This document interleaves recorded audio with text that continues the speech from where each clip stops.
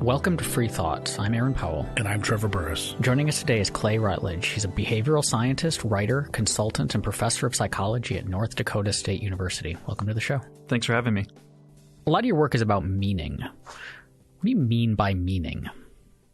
Okay, well, there is a technical definition of meaning that involves several subcomponents, such as, longing for consistency. So all animals want to make sense of their environment at some level, right? To navigate the world, it has to be, predictable. So there's that kind of what you might call lower level meaning. But humans are uniquely self-reflective, right? So we can talk to each other right here, and we can imagine each other's thoughts and feelings as a way to sort of communicate. And so because we have that, that capacity for self-reflection, we don't just want to make sense of the world, we want to make sense of our own lives. So we have kind of this internal effort to find meaning, and that makes us more goal-directed. So our efforts to find meaning become very personal and very much oriented towards the future and living a life that feels like we have some sense of purpose. So that's the other big component of meaning is some kind of purpose in life. Is this similar to, is there a narrative element to this? That it's like you want to be able to tell a story about your life? Yeah, definitely. We're narrative creatures in a lot of ways. We're storytellers. Culture, some psychologists and sociologists have pointed out that humans are social animals, but that doesn't actually make us unique. There's a lot of social animals. What makes us unique, perhaps, is that we're cultural animals. And part of culture is storytelling and making sense of our own personal stories, but also, importantly, connecting our stories to larger stories. So we want to feel some sense of connection to family and to our ancestors. And we also think a lot about the future. We want our story to continue on. We want some kind of transcendence in some way. So if you're trying to, you're not just a philosopher or you're philosophical, but you're a psychologist. So there's some empirical element to Correct. What you do. Yeah. So do you walk around and just say, does your life mean anything? And then do that 10 times and then write a paper on it? Luckily, I don't walk around and do that. But you're onto something in the sense that, what we're trying to do, which is actually a relatively recent enterprise within the last couple decades, you started to see some psychologists start to take these ideas from philosophy and say, this is all great that we're talking about this and we're thinking about it. And, there's lots of insights to be found from that. But we want to start quantifying this stuff. And so, really it started in there were some people doing some stuff before, but really it started in the late 1980s that some empirical psychologists said, well, let's start coming up with ways to test in the laboratory using more contemporary experimental methods how people approach existential questions. So, for example, what would be one of those tests? How would it work? Well, when I first started grad school, which was interestingly within weeks of the September 11th attacks, which actually had a big influence on my work, what we were doing in the lab is focusing on the topic of death awareness. So humans are in this unique predicament of, like other organisms, we want to survive. We're oriented towards self-preservation and try to do things to stay alive. But unlike other organisms, we have this ability to reflect on the fact that we're going to die. So we know this goal for survival is ultimately going to be unsuccessful, that at some point we had to die. What are the implications of that awareness of mortality? So we were bringing people into the lab and looking at this by randomly assigning people to different conditions and having some of them think about death, right? So it sounds pretty, we were doing some pretty edgelord research, right?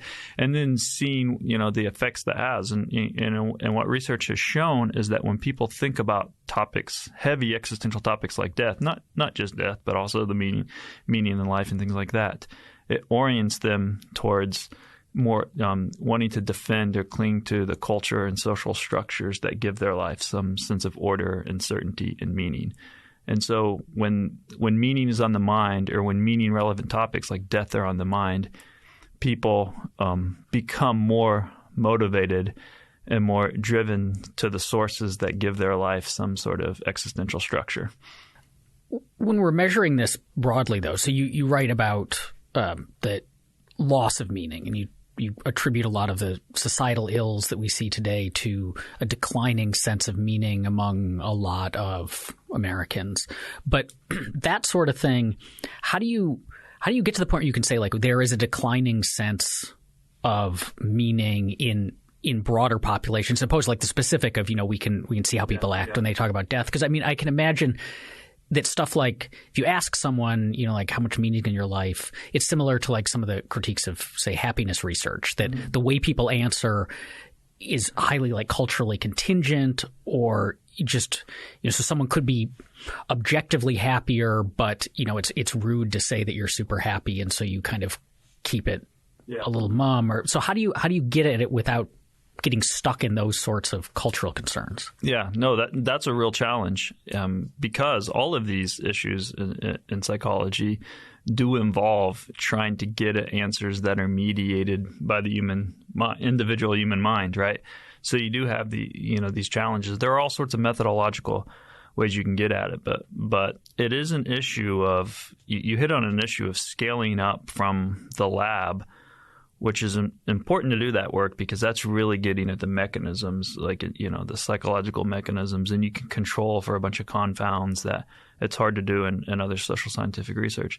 But then what you do when you're scaling up is, you can't necessarily easily make an airtight case, but you can, prosecute a bunch of different alternative explanations, right? And you can see if there's something unique about people's perceptions of meaning, as biased as they may be, that predicts, a bunch of behavioral or other types of social health outcomes. So, for instance, we know that when people's perceptions of their life are meaningful is a predictor of mortality. Like, people who don't feel like they have a purpose in life are just more likely to die, right? You can measure, there's studies I've looked at this, you can measure that and their perceptions of meaning, and then look like 15 years later and see who's alive and who's not. Of course, it's a risk factor for very specific types of death, like suicide, and risky behaviors that make you more likely to die, like drug and alcohol abuse, and just risk-taking in general. But then the challenge, like you're pointing out, the challenge is that life is really, really complicated. So I wouldn't go so far as to say, I think what you're suggesting, I'm saying that most of our problems, in society, or most of the issues we're facing, are about meaning. But I do think meaning is an important part of the story, because, and this is something I'm going to talk about at the Cato event, but because meaning is a motivational and kind of self-regulatory force, that it's not just that when people lack meaning, they're vulnerable to depression and anxiety. When they have meaning, they're better able to take care of themselves, and they're more outward focused. They're more willing to help their community, and they're more optimistic. And so regardless of how people get meaning, it seems to be an important part of how societies regulate themselves. When we talk about these things on the big scale, as Aaron said, societal ills, there's been a lot of discussion of that recently. Trump might be both a cause and effect of that discussion. But in my life, it seems like at many different times we've always had these conversations that were very much like, things were much better then, and everything is really bad now. And I don't think that you ever see the good times often when they're in the good times. And there's some biases, some institutional to point out what's going wrong rather than what's going right. I think in the 1890s, they were probably like, man, things have never been as soulless and horrible as they are today. The 1870s were really great. And so can we really trust our perceptions of this? I mean, some people, they're just reasoning anecdotally. Yeah. Other people, we have a nostalgia mechanism, and I think we now even have a nostalgia machine that is constantly churning, like Stranger Things. Right. Stranger Things is just what popped in my head. That's a nostalgia machine. So they just want to put us back there. I'm a child of the 80s and be like, remember how cool it was? And so, maybe we should try and resist those biases by looking for the good things too that are happening, and not just trying to say this is the most existential malaise time ever. No, I totally agree with that. And but what's funny is, these challenges are bidirectional, because it's when people feel meaningful that they have a more optimistic worldview, and that optimism feeds meaning. So you can get in these kind of vicious circles in which people feel like nothing's going well, and then that mentality makes them feel like there's no meaning, and then that lack of meaning makes them feel like nothing's going well. And so I totally agree. I mean, I think one of the things we need to do is focus not just on, well, like people do here at Cato with the human progress, focus not just on all these other indicators of how things are getting better in terms of education and health and freedom, but also focus on existential progress. Ways that people have more opportunities than they ever did to pursue what's meaningful in their lives. And I would agree, we don't do a very good job at that, because there is some bias towards, as you were pointing out, like always kind of looking back and thinking things are better. But there are also some seemingly objective things, such as the suicide rate.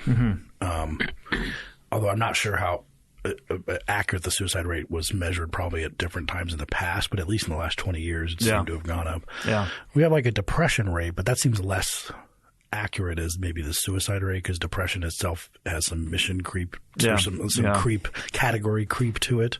Yeah. What other indications do you think are there? Are there anything else that sort of shows that things are, maybe there is some sort of bubbling up existential malaise going on? Yeah, I think some of the strongest indicators to me are what I would call social health. And so there's a number of unique indicators that people don't just feel lonelier than maybe they used to, but report having fewer social connections and fewer people that they feel like they can turn to. And you can broaden that out a little bit to just look in general at social trust. I think the Pew Research Center said something like, I can't remember the exact percent now, 40-some% of millennials fall into the category of what they call low trusters, which is they just have a general cynical view of people, like that people are out for themselves, that they're not out to help you. And so I think that's an indicator of poor existential health, that people don't feel like they need each other and that they can trust each other, or that they have a moral duty to others. How do we get to there, though? Like, why is it that? So I'm Gen X, and Gen X is like, characteristically our defining trait was ironic detachment, right? Which is kind of a low social trust sort of thing. But now millennials, I guess, and Gen Z are even worse. But so what's the mechanism by which we get to this world of lower meaning? What's happening that's driving us in that direction? Well, my argument is it's largely individualism, that we have a culture that is extremely individualistic, to the point of which, and this started decades ago, but to the point at which we've built even within. So I'm a child of the 80s. I'm also a Gen Xer, and it was in my lifetime that we really started to see this self-esteem movement, come about, where everything was about turning inwards and being who you want to be, and you don't need other people's approval. You can do anything you want. The participation trophy idea that if we just boost everyone's self-esteem, if we just make everyone more confident and self-assured, they'll just live the life of their dreams. And a lot of that is just not accurate in terms of how the human brain is wired for social connection and for interdependence. And so I think a lot of it is we are overly confident in our ability to make our own meaning frameworks. And that's not really how our species works.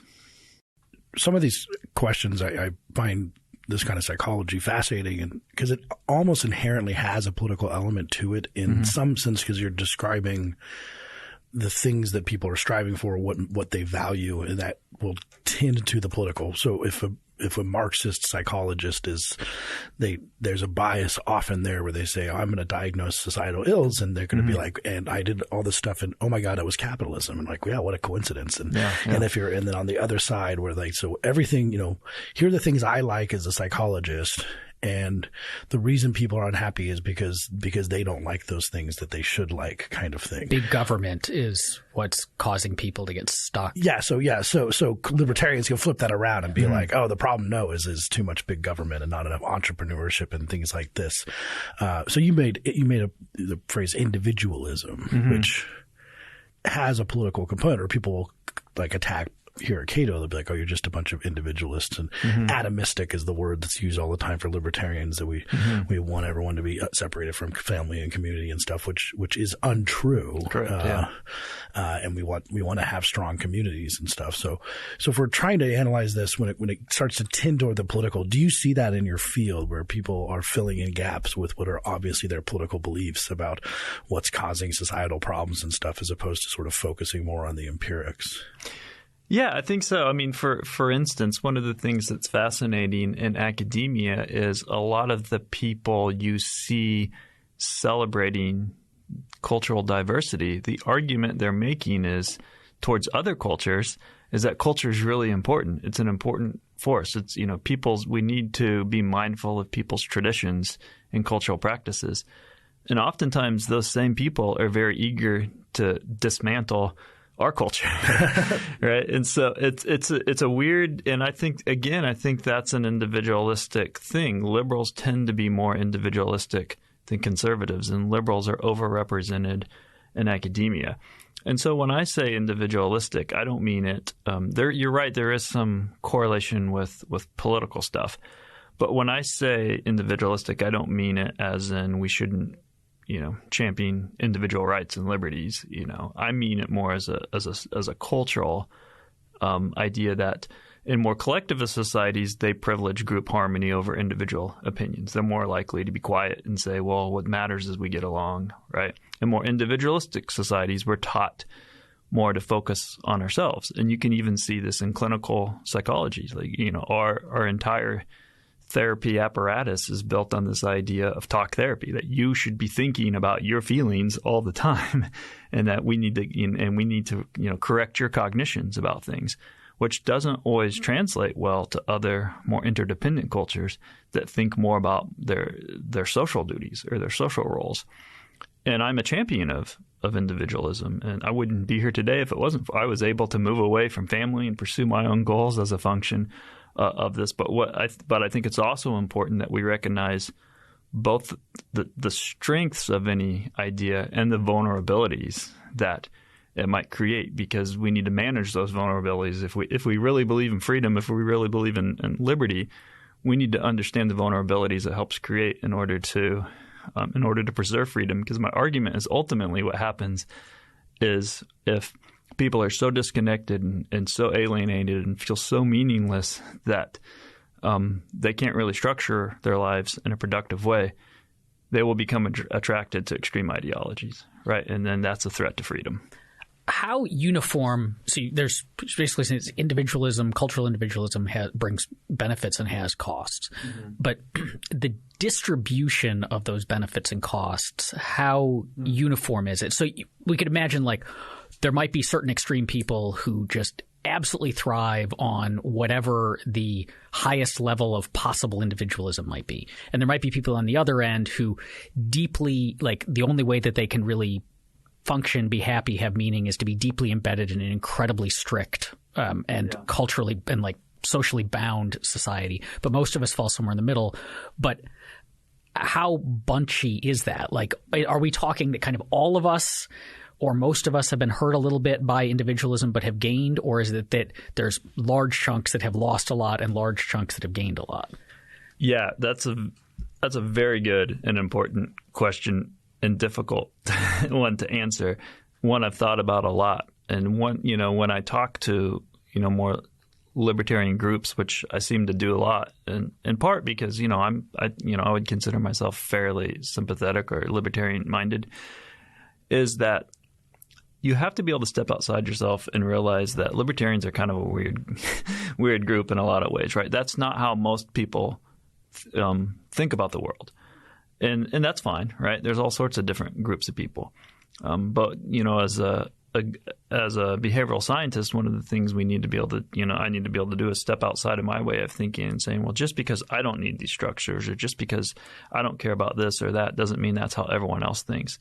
And so I think that's a really good point. There are all sorts of individual differences we need to take into consideration. And these things are on a continuum. They're not even categorical. So libertarians might be really, really high in comfort with uncertainty perhaps, or, really high in more deliberative, rational types of thought processes. But there are other people that are really low, but a lot of people are just kind of in the middle, or a combination of different things. And also there might be some social and structural forces that people benefit from. And this gets back to the problems with the self-report type of psychology. There might be things that people benefit from that they don't appreciate. So it's easy. I'll give one example that I think connects to religion. It's easy for a non-religious person to say, I don't need religion. It doesn't do anything for me. In fact, it'd be better if the whole enterprise just disappeared because I'm not religious, right? But you don't know how much benefit you're receiving indirectly from religion, perhaps. And if that doesn't sound easy, it sounds hard to comprehend, there's another example to think about, the police. So I could live in a really nice neighborhood and have a nice security system in my house and think, I hate the police. They cause nothing but problems. And, I think, and you actually see some of this like abolish prisons kind of movement, right? But what I might not realize is I'm able to enjoy that life in part because, the police are doing their job out of sight. I don't see it happen, I don't see it. So I think there are cultural structures that operate like that, which it's easy for us to dismiss or say aren't important because we can't directly ourselves see the benefit that they have to society. With religion, you mentioned, and it is true, libertarians can be somewhat antagonistic to religion sometimes, but understanding it's a cultural force, but also it's going down in Western world at least, or I don't know about maybe developing world, but at least in the Western world is going down a lot. And do we kind of see a one-to-one correlation of the less religious a society becomes, the more we see depression and suicide and things like this go up, or is it a little bit more messy than that?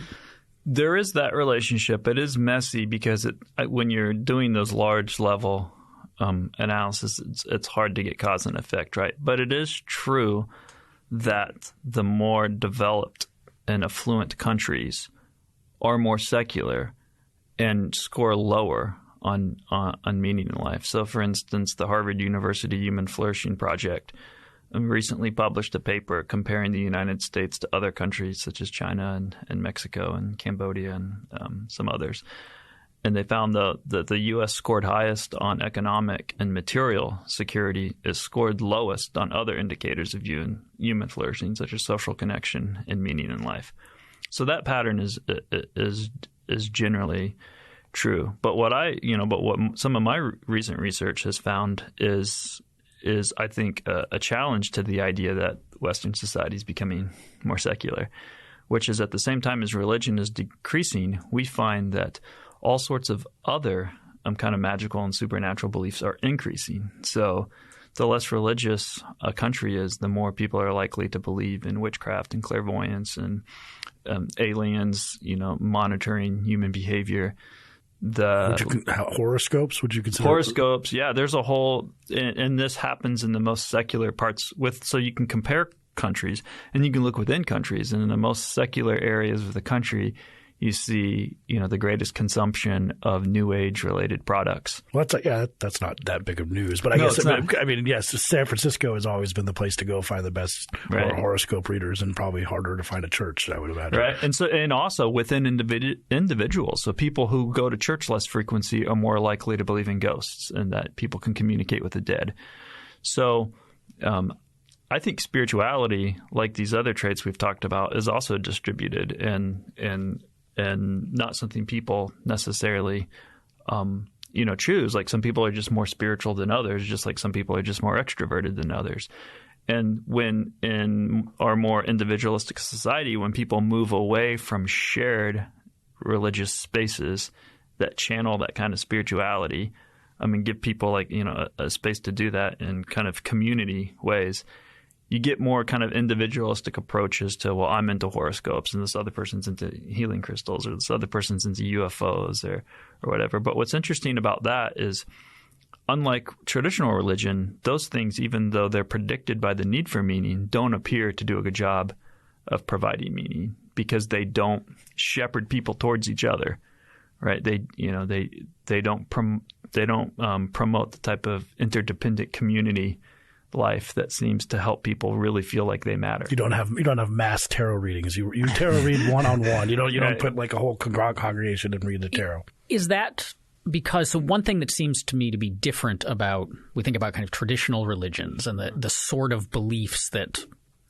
encompass those, and then the things that you just described, belief in ghosts, beliefs in aliens, healing crystals and whatever, is the beliefs, both sets of beliefs are making, call them like empirical or metaphysical claims about stuff in reality, right? Like, so there is a thing that's God, or there are crystals that actually have these properties.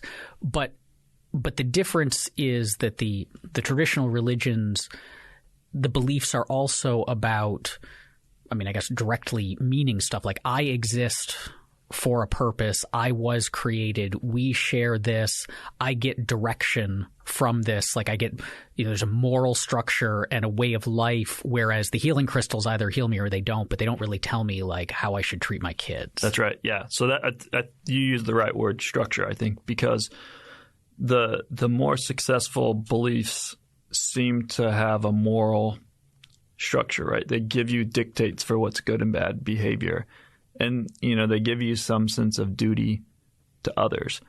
And so what I think happens in these kind of new age spiritual, beliefs and practices is it's people trying to fill some kind of spiritual void, right? There's something pulling them towards ideas that are beyond kind of the empirical understanding of the world that, they have a curiosity towards. It doesn't necessarily mean they're hardcore believers, because we tend to think black and white, that people just believe or they don't believe. Well, our research suggests it's actually a lot more complicated than that. Like people vary in how open they are to belief. So there's a lot of people that are skeptical about, certain religious ideas, but still have a side of them, kind of a creative, spiritual, sort of explorative side of them that's like, hey, I like to take a little leap of faith and think about these things, even though there's not, concrete evidence for them. And so it seems like people are going in these types of directions because they feel that pull. But if that isn't coupled with these other, kind of moral structures, it's not clear that they get a lot of meaning from them. Does this then entail, so if the problems that come along with the declining religious called affiliation or attendance or participation in these structured things, the loss of meaning, would seem then to have less to do with the nature of holding supernatural beliefs, because otherwise, like the switch to crystals or ghosts or whatever would seem to replace it, and more to do with what you described, the structure and the shared values and the moral precepts and so on. Does this mean then that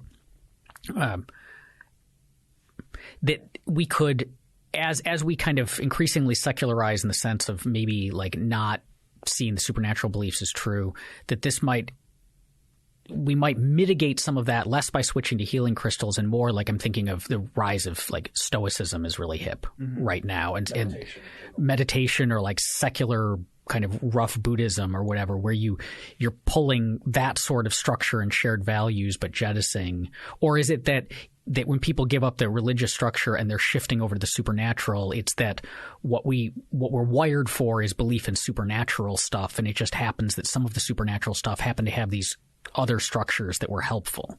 Yeah. It's difficult to know for sure. I had a book come out last year called Supernatural Death, Meaning, and the Power of the Invisible World, where I really, spent a lot of time trying to get at this, and we did a bunch of research on it. But, one thing that developed out of that was kind of interesting is I ended up getting invited to go give talks at a number of like secular, humanist, kind of atheist groups. Like the Michael Shermer kind of. Yeah. On the show, that kind of. Yeah. So, and I was on Shermer's podcast. Yeah. But so I ended up going and giving these talks, and one of the interesting experiences that I had is on multiple times, during the question and answer period, there would be somebody in the audience, usually a woman, which is noteworthy because most of these audiences are male. It seems like males are more into that kind of stuff, but would ask, why can't we pull it off we've tried all these efforts to have a secular replacement for church. There's been all these humanist groups and atheist groups that have essentially said, hey, we want to have the community function of church where we get together and have potlucks and do things. Unitarianism. Right? And she's like, but it doesn't really seem to, from her experience, and, like I said, this happened that, it wasn't just her. This same scenario played out in slightly different ways in multiple talks. But why can't we seem to pull it off in quite the way that works for church? And I don't know the answer to that. And it could be part of it is these individual differences. Like it could be that the types of people who are more oriented towards more traditional religious structures are just more reliable people in a lot of ways, right? They just plug in more and they do what they're told to do. They're just, they follow their moral duties and they're like, this is what I'm supposed to do. Everyone's supposed to show up and bring food and all that. Whereas the people who are a little bit more fringe are less reliable. I don't know, but there does seem to be something that it's hard to replace. We haven't really figured out, it seems, how to replace these ideas that are supernatural, these associations that have supernatural components with purely secular versions of them, if that makes sense. Well, it's interesting because that goes well to what my next question is, which is this observation has been made, and I think it's overplayed sometimes, especially by opponents, saying that, well, first of all, certain types of Marxism or extreme socialism can operate almost on a religious level. And of course, the Soviet Union was trying to get rid of religion and replace it with a completely secular, environmentalism. And the next one's environmentalism. And you don't want to say, oh, environmentalism is a religion, but there are ways you could be environmentalist that at least seem to have many elements.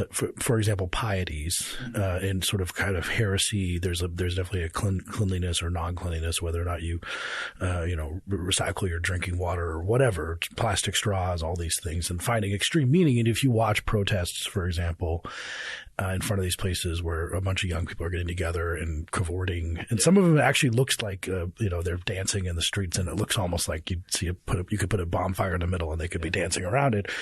That doesn't seem to have an overt spiritual supernatural component, but it's bringing people together in some sense. And maybe that's one reason why, other than different than other political policy subjects, that one seems to be the one where people get really, really, really upset, almost in a religious fervor.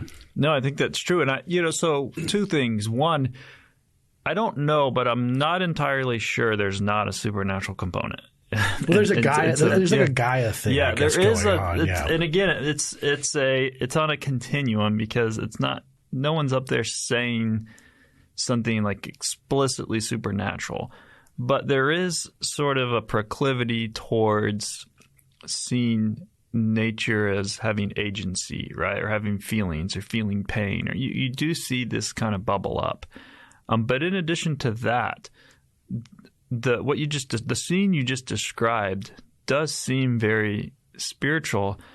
In the same way, there's a lot of secular things that are spiritual. Like if you go to a concert and you just let the music move you, you're not thinking rational about things. You're just letting the music move you, right? You're letting your intuitive side out, right? And these types of spiritual experiences in general involve that type of intuitive cognition, just like love does, right?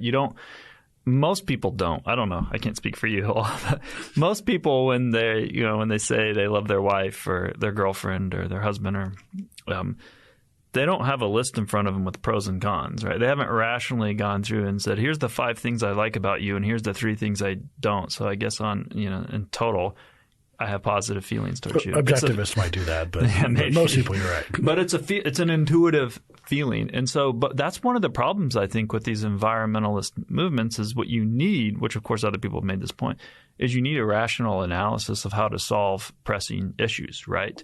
And when people let the spirit, for lack of a better word, let the spirit overwhelm them and just follow their intuition and their feelings and get caught up in these types of, some of these things are, borderline cult-like. They're not able to make, I think, rational decisions and things and move in a direction that's actually going to help us solve these problems. Just to clarify, what do you mean by spiritual, and how is it different, if it is different, from religious? Yeah. Yeah. So religion is more of the actual dogma and association, right? So if you say that you're a Catholic or a Baptist or a Buddhist or a Muslim, right? So it's a specific set of tradition. There are certain like kind of formal parameters, all right? Where spiritual to me is the more psychological, the intrapsychic component of that. So, and that can be measured, at the religiosity can be measured at the individual level and does highly correlate with spirituality.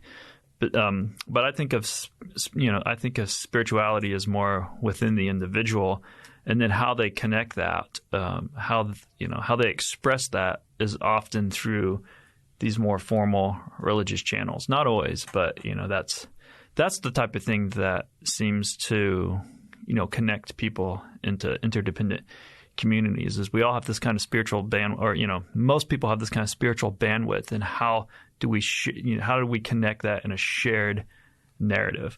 Which again, I think might be important for meaning, because a big predictor of meaning, if not the biggest predictor, is feeling that you matter to others, right? That you have that people rely on you and you rely on them. So if we look at the trend lines, as we point out, I don't see, at least in the immediate future, say in Finland, which I think might be the highest in Europe, of atheism. I don't see that that's going to be reversing in the coming years. And so if there's some people, I know some of my friends are this way too, that if we see this increasing drop in organized religion, some of it being replaced by spiritualism, but without the community and sort of togetherness that comes with religion, is that something we should be kind of worried about overall, that we have sort of traditional forces that have established institutions and they've evolved to, maybe be better, like the Catholic Church or something, it was horrible, but it's evolved to be a little bit more predictable and better than it was. Or we could have something like Marianne Williamson coming up and with a not evolved, to replace some of the Catholic Church life with weird beliefs and having people grab onto that. And overall, if we see this sort of diversification of spiritualism and these different types of things taking the place of religion, do you see that having sort of negative effects for freedom and lack of anxiousness and living good, meaningful lives? Yeah, so it's always easier, of course, to pick apart the past than predict the future. Of course. But yeah, I do think it's a concern, because there does seem to be reason to believe that for many people, if they don't have all the things you just described in a well-organized community structure that helps them regulate their lives in predictable ways in some space, that they will often turn to some other version of it, even if it's not a supernatural version. So they will, want more government in their lives, right? So I think libertarians in particular should be worried about this meaning challenge, because most people want some kind of external structure that helps make their lives make sense. And there is some evidence that the less people believe in God, the more they believe in the government. And so, when people feel, alienated or lonely, or that life is chaotic or unpredictable for various reasons, not just existential stuff, there could be economic reasons, environmental fears, whatever the case may be, they will, often sacrifice freedom in the service of security.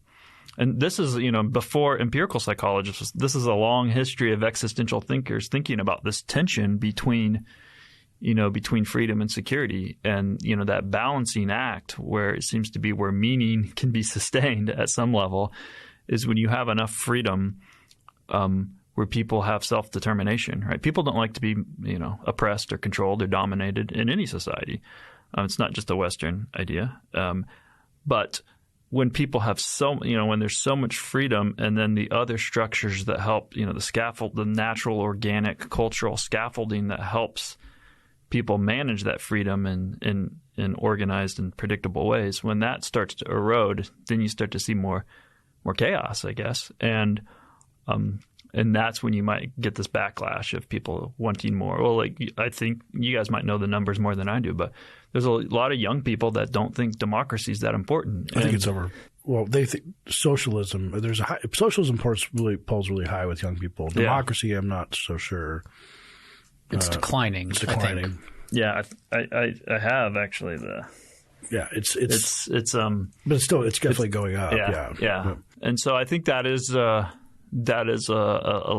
legitimate concern. Then how do we thread that needle? Because so we don't, so like it's sitting here at the Cato Institute, like we don't want to radically increase the size of government, and especially in the ways that it seems like people want when they're feeling destabilized and meaning these are not like they're asking for more good government, agricultural programs or something. Yes. But on the other hand, like if part of the declining, say, religiosity is because people increasingly like just don't find this particular set of like metaphysical claims true, you don't want to be we don't necessarily want to be in the position of saying, well, we should just like convince them that they are in order to instill meaning. Yeah. Plus, that seems like that would be awfully difficult to do. These trends seem quite strong. So what can you do without going to either of those extremes? We invite everyone to Burning Man.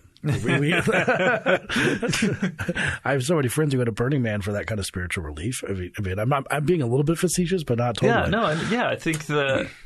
I think one of the challenges is in your example of a religion is I think you could imagine in the past that there's a certain amount of if we think spirituality, for instance, varies between people somewhat naturally, well, then that's probably always been the case, right? And so in the past, you might have where there are people going to church who don't have varying levels of belief, right? But they have to go to church, but they have probably under legal penalty. Yes. Yeah, or at least certainly professional. I mean, who's going to hire you or visit your place of business or whatever if you're an apostate, right? So there is that, and I think we would agree that that's not necessarily good. But there is some level, I think, of people submitting to a shared narrative, even if they don't necessarily believe it, that where it's well, this isn't necessarily, I'm not necessarily all in on this, but I respect this community practice. And I think one of the things that happens in our extremely individualistic society is we have more and more people that are not only saying this isn't for me, but they want to police other people, right? They want to say, well, you shouldn't do this or you shouldn't do that. And I'm not going to participate and I don't want it recognized. And I just saw a story the other day about, I think it was in Chicago or somewhere in Illinois, where some school was canceling the Halloween celebrations out of concern for religious minorities. And then it was actually some Muslim immigrants who were featured in this article. They were mad. They were like, this is one of the things that makes us feel like we're American, right? That we like being part of this. And, I experienced this when I lived in the UK for a little while. I worked in a research center over there, and our kids went to a very international school. Most of the kids there, English wasn't their primary language, so a lot of kids from Pakistan. And my wife was friends with a lot of these, Muslim moms. And around Christmas time, like a good American woman, she was very sensitive about about being politically correct. And so she didn't want to say Merry Christmas or how do you approach this? And so she just asked one of her friends, she says, well, what do I say? And the lady laughed, and she said, this was a Muslim woman. She laughed. She's like, you Americans are so sensitive. Like if you came to Pakistan, you're going to have to work around our traditions, right? And she's like, this is England. It's a Christian, she was like, it's a Christian country. Of course, now it's really not. But our kids went to a Church of England school, right? And they had a Christmas, play that they did at the church. And they were kids from all backgrounds and all religions. You didn't have to participate in it. And a couple of Muslim kids didn't, but a lot did. And so, I think it's in this culture, we're just so sensitive about everyone has to believe everything that they do or challenge everything that they don't, and as opposed to kind of going in on participating with things that might not be our personal preference.